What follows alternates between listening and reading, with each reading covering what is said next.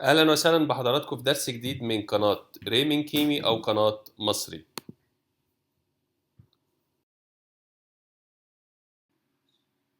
درس النهاردة عن حرف الكي، هو رقم 23 في ترتيب الأبجدية القبطية.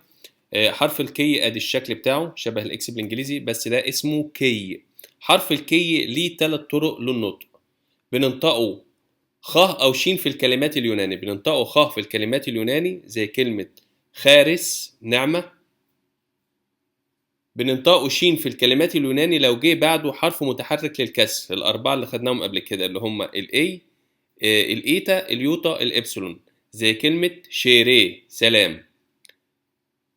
لو الكلمة مش يوناني بننطقه كاف دايما في الكلمات القبطي، زي كلمة كيمي مصر، أو إكروم نار.